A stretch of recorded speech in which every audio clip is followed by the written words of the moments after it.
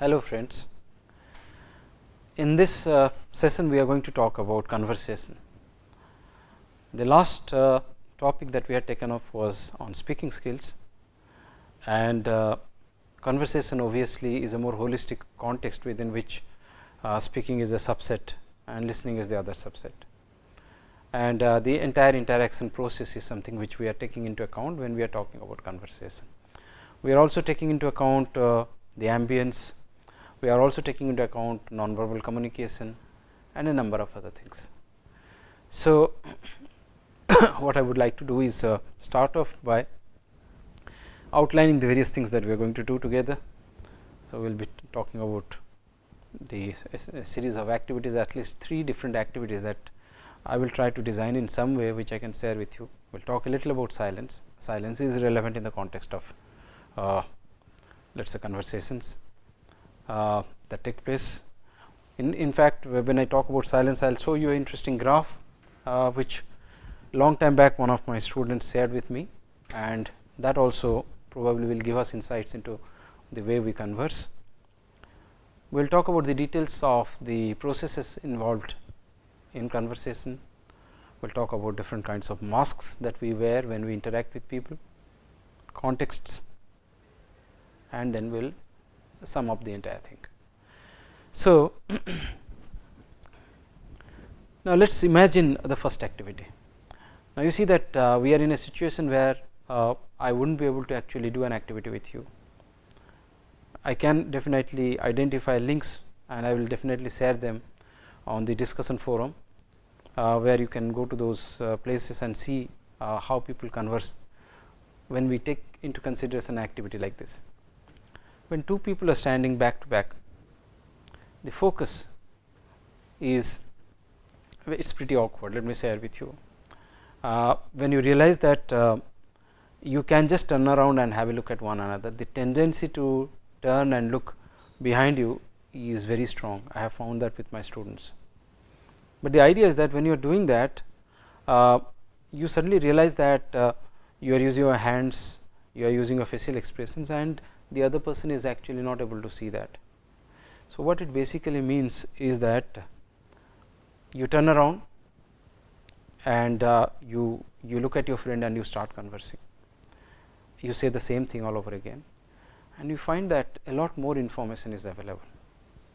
So, we suddenly realize that conversation is not just about the text that you are communicating or the voice that you are using, because yes, we have already talked about speaking skills, we have talked about voice, and we know that they are relevant, but you suddenly realize that when you turn around and you speak, there is a lot more information through other channels like facial expressions and the body and its gestures. And when that happens, maybe the entire way of communicating also has to change. So, here is an interesting issue that we have in mind, an interesting issue that we have to keep in mind, an issue about which we need to develop sensitivity, which is that imagine that you are talking to somebody over the phone or over the mobile. Imagine you are talking to somebody who is not present over there. Probably you will have to do a lot more with your what you are saying, that is the text that you are using, as well as your voice, because a lot of information is missing. Whether you are smiling, the other person is not able to know. Whether you are actually attentive to the other person, because eye contact is not possible. Whether you are enthusiastic or not, now these are things which are not impossible to know over the phone, unless these are communicated either through your words or through the kind of intonation, the kind of speech pattern, the kind of voice that you are using. You are bringing in enthusiasm into your voice, excitement into your voice, sadness into your voice. Now, these emotions, which generally get very easily reflected through the other 2 nonverbal modes, facial expressions, gestures and postures combined, is something which is missing. So, this is something which you can try out. I would definitely recommend that you do it with one of your friends and just get to know how you experience, what kind of an experience you are having. So, this is the first activity I would suggest to you. The second one is listening. Now, in conversation, as I told you, speaking and listening are combined, and you ask two people to converse, one speaks and the other acts as if he is not listening or not interested in listening. Now, we talked about it in the earlier classes, in the earlier sessions, but this is first an experience of how it feels. If you are play acting this, you will suddenly realize that when the other person is just not listening to you or acting as if he is listening to you in a half-hearted way, then how bad it feels. So, one of the things I said with you earlier is something which you can actually experience over here. Now, the next time you do it, you see what you ask the person to act as if he is listening. Now, this second activity is going to help us in two different ways. One is that you actually genuinely feel the difference, but more important than that, you start noticing what are the tools that he is using in order to communicate that he is interested or she is interested. And when you are role playing as if you are interested to listen, try to make an assessment of what are the tools that you are using to communicate that you are interested. Now, these will give you an insight into how exactly you are using the totality of your body, your eye contact, voice, body language, smile, facial expressions, and how these significantly manage to communicate the level of your attention. So, you remember in the earlier classes we talked about maintaining eye contact, establishing attention, be attentive, but how exactly are you being attentive? Maybe inside deep down you are being attentive, but is the other person able to know that you are being attentive? Now, that is very, very important, and these activities would be able to make you realize this. So, the strategy side of it. The third one is where the listening part is actively engaged. We have done it in the third session when we talked about listening. So, ask two people to communicate a complex message. The first person speaks, the second person paraphrases. How much of it has been transmitted? Because you see that when the content load of a message increases, then the ability to remember it decreases. There is forgetting. How much of it are we able to remember, and which components are we able to remember? Because our life is full of conversations, and we do not go around with a recorder, or we do not go around taking notes all the time. So, how is it that we strategically use our minds to filter out the important information? Now, here is a practice, okay? And the fourth activity is the second activity here, that is to do it back to back, so that that gives you an idea of for telephonic conversation where the other clues are missing and you still have to retain that information. Please remember that remembering is always more intense. Okay? Memory is strengthened when multiple channels are used to provide the same information. So, when the same information has multiple channels, you are speaking, you are in a particular, you are standing in a particular place, there is a particular smell or a sound around you, all these things trigger memory. So, the memory becomes richer and remembering is easier. When you are conversing with somebody over the phone, that does not happen. So, you will have to probably develop new strategies, okay? And when we discuss that, we will try to find out what are the strategies you are using. That will be fun, that will be exciting. When you find out, we try to find out how you are trying to negotiate these problems. Now, silence is something which forms a very significant part of our lives. To begin with, without silence, things would gel together, things would combine together, and we would not be able to make sense of them. So, silence in that sense is important. Silence is also symbolic of space. Silence is also sometimes symbolic of understanding, and you see that although I will not elaborate on these stories, there are many Buddhist stories which are about the Buddha's silence, and yet in a certain way these silences do communicate. So, for instance, the story of the arrow is where we are told that when the Buddha was asked about questions like what is the meaning of life, where do we go after death, is there a heaven up there, is there a hell down there, and questions like that, he used to keep silent. And we have a story, okay, put in his mouth as to why he used to keep silent.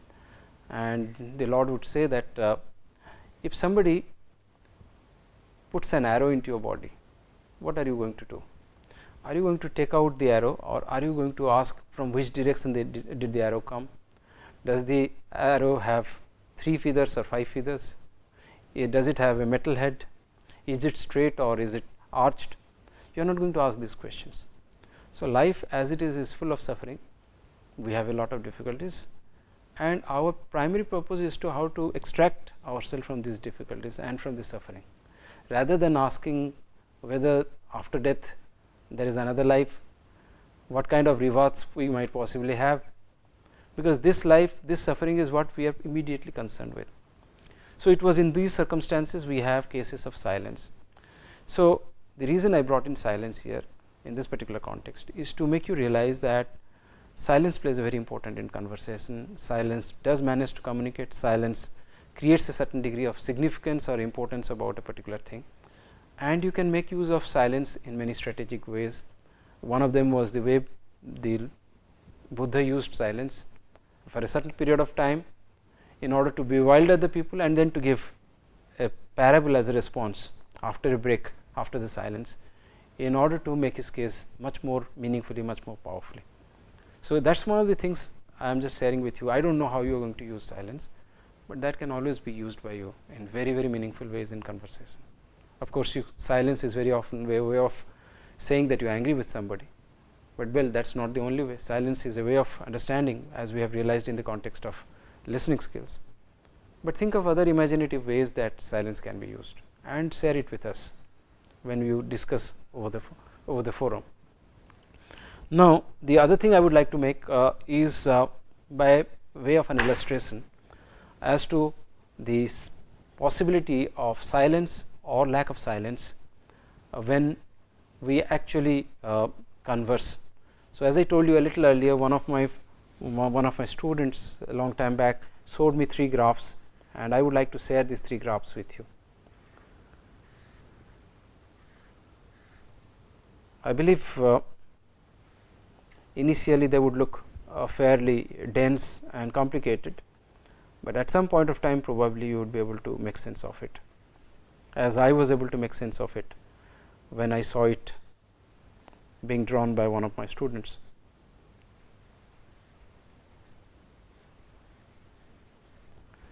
Now, what he told me was that these 3 graphs kind of represent 3 different cultures and the way that silence is used in these cultures.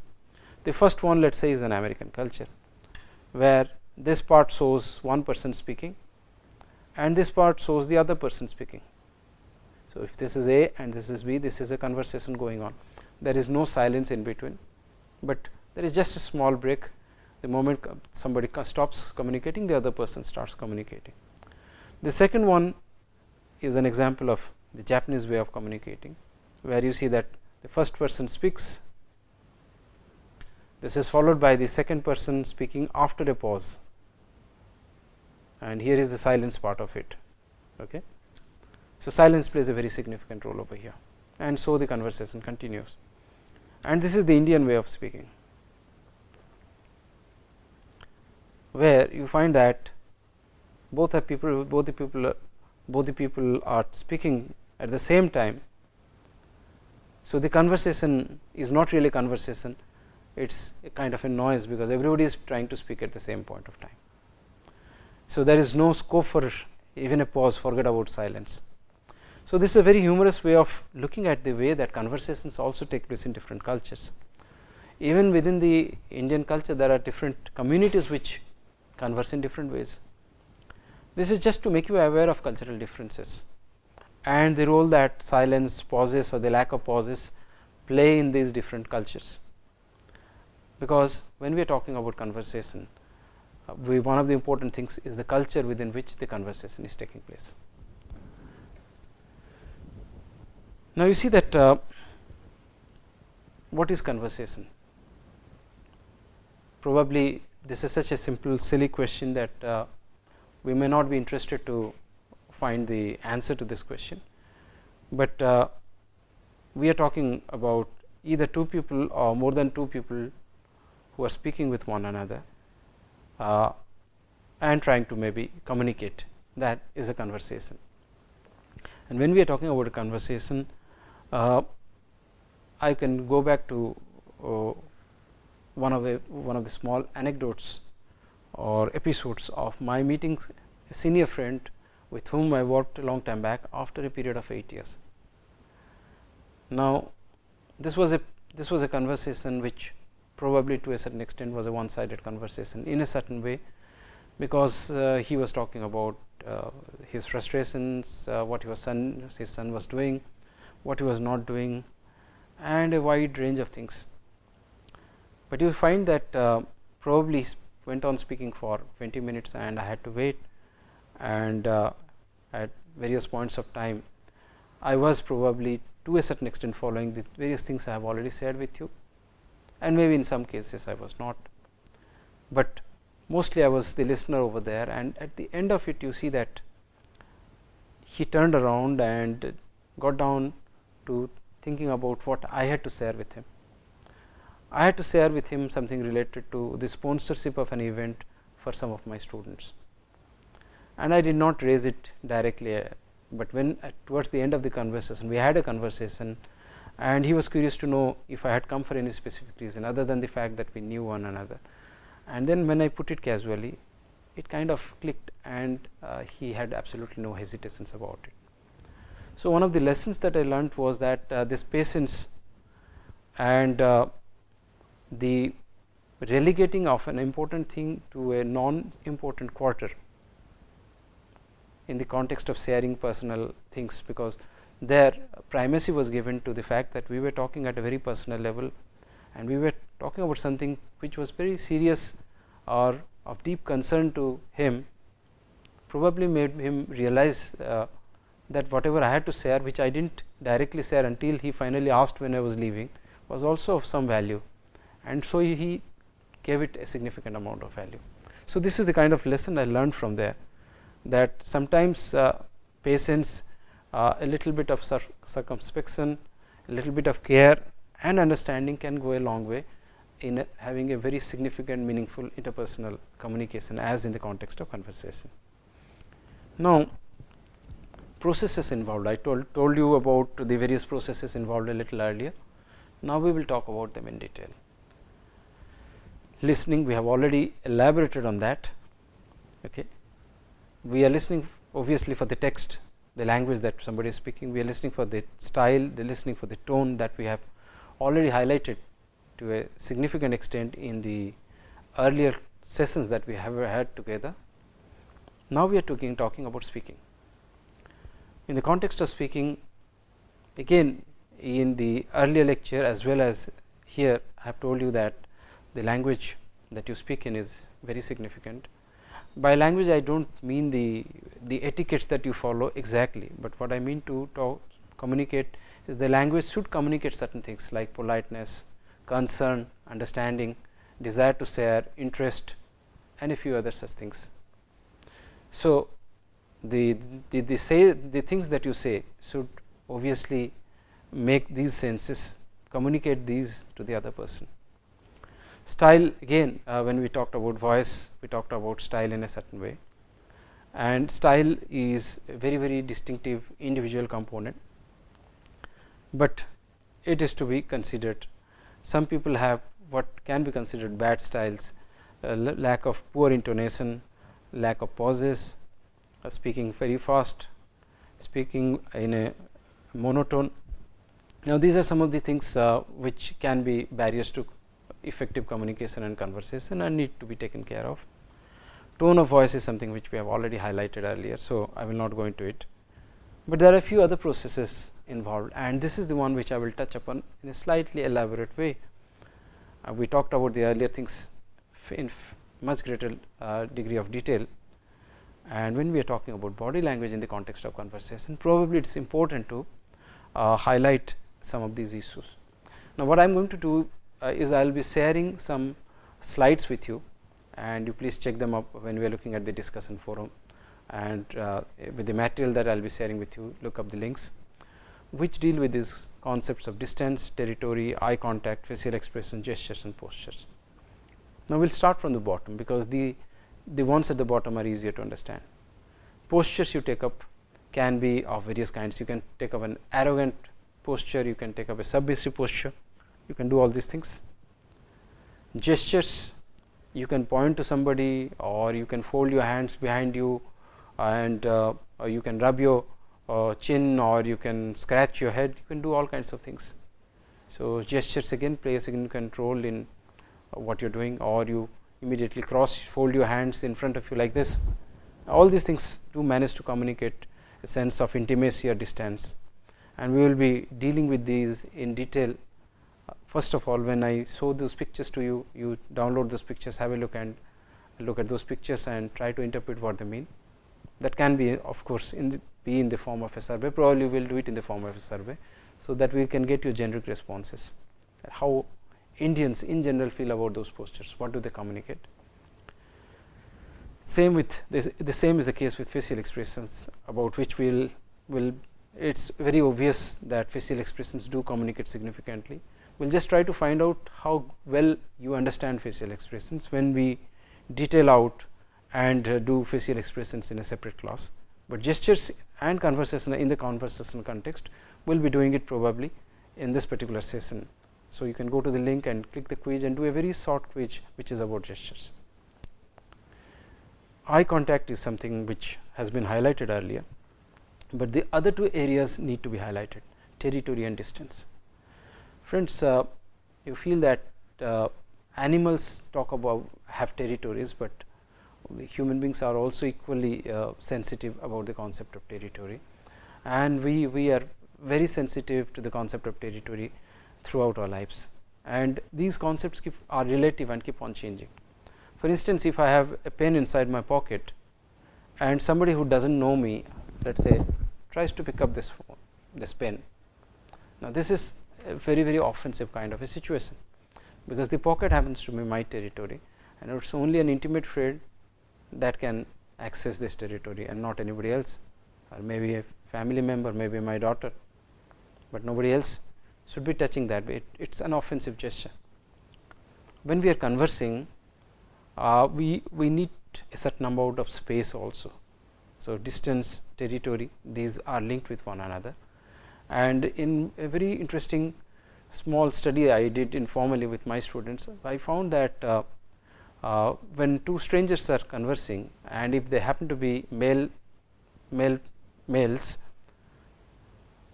what happens is that the distance between them is roughly 2 feet. If two women are conversing, let us say, and they do not know one another, then the distance is kind of reduced. The women are fairly comfortable with a slightly lesser distance between them, something like maybe 18 inches to 16 to 18 inches. On the other hand, in the Indian cultural context, when a man and a woman who do not know one another are generally conversing, then we find that the distance is the greatest. It is roughly 2.5 feet, or roughly 30 inches, that at which they are more or less comfortable talking to one another. So, in the context of conversation, nonverbal aspects, body language plays a very important role. The sense of distance plays a very important role. Even when you are conversing with somebody over a coffee table, how you are conversing, that plays a very significant role. So, you need to be aware of these. I am just touching upon them here, taking a survey with you guys, but later on we are going to elaborate on these. We are going to talk about deceit and a few other things also related to nonverbal communication, and you will be able to link it to conversation and nonverbal communication when you go into the details of that. Context also includes environment, where you are talking. Okay. The contexts might be very different, and depending on where you are talking, let us say you are talking in a lift, you are kind of squeezed together. You are talking in a big room, maybe you are placed at a great distance from one another. The semantic context, the language that you are using, the emotional context, all these things determine the way that the conversation proceeds, and you find that the same people conversing, and if you take these 3 parameters into consideration, the conversations will be different. The use of body language will be different, the use of space and territory will be different, and in each case the transaction will be very different. The reason I am talking about this is to make you aware of the fact that the context is very significant. And if you develop a sensitivity towards the context, then you kind of remember, okay, this is going to work for me in this particular context, and in which context what to say, what not to say, how to converse, how not to converse. These are things you will become aware of. Culture and convention, I talked about men and women in Indian cultural context. Probably in the Western context this may not hold true. So culture plays a very significant role. Convention is something which is embedded within a culture, something which has been happening within a culture for a period of time, so everybody follows that. Now these things play a very significant role. You and I might be good friends, but maybe you are in a high post somewhere, and when I am visiting you, I have to follow the protocol. I might have to wait outside, I shouldn't feel offended about it. You have to follow certain protocols.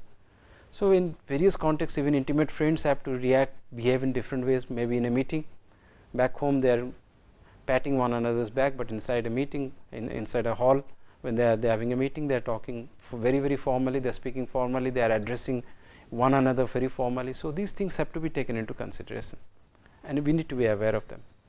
And power relationship also gets related to that, because you might be friends outside, but within a particular context one is formally superior to the other. But also power relationship is something which plays a very significant role in the context of conversations, because in the conversations how you are going to speak with somebody, how you are going to converse, depends on the power relationship. But everything said and done, the points I made when I would talk to you about listening and speaking still hold good, which is be honest, be yourself, be sincere, do not be afraid of speaking about whatever is on your mind, but be polite, hint at it. If you do not agree to something, you present it in an indirect way, so that there is always a scope for, let us say, possible agreement between the two.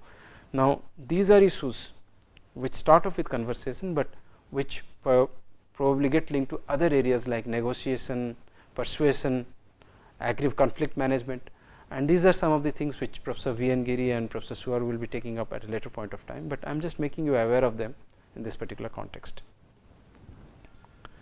Masks is something which I will quickly touch upon.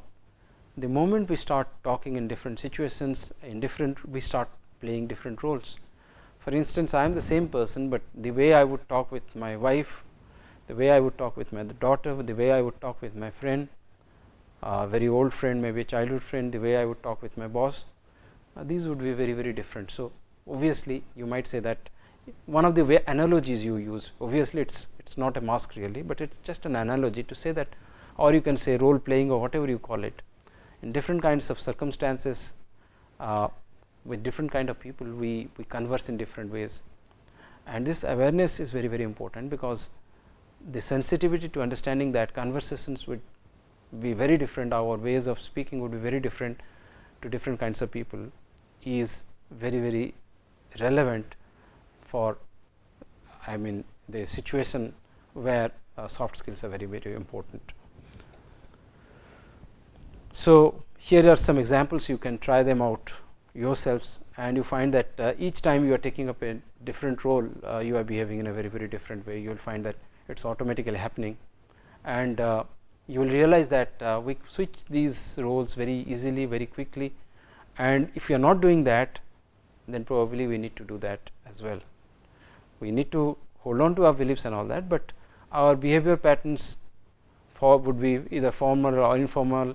Our languages, the way we use language would be different, our body language would be different. Now these things are very important, and we need to develop a certain degree of sensitivity to these elements. So telephone is something which is already highlighted, and here what I am trying to say is that you need to keep these things in mind, because as I had told you earlier, sharing a number of things using nonverbal communication are not possible, and I am just trying to emphasize the fact that this is one very important dimension of communications, speaking over phones. And if you try out something which I have just indicated a little earlier, role playing as different persons in real life or face to face and over phone, you will find that strategies have to be again significantly different, and if you try this out, probably it is going to be a good idea, because it will help you develop sensitivity to the way that you converse when you are communicating. So, here is the other part of the assignment, and I will be asking you some questions when I will be discussing these things with you on the discussion forum. At the end of this, please remember that the human side, that whatever you say or do, we get hurt easily, we get offended easily, we feel neglected, and human communication is not easy. You need to be careful, you need to be sensitive, you need to have these things in mind at all points of time in order to be a better communicator. Thank you very much.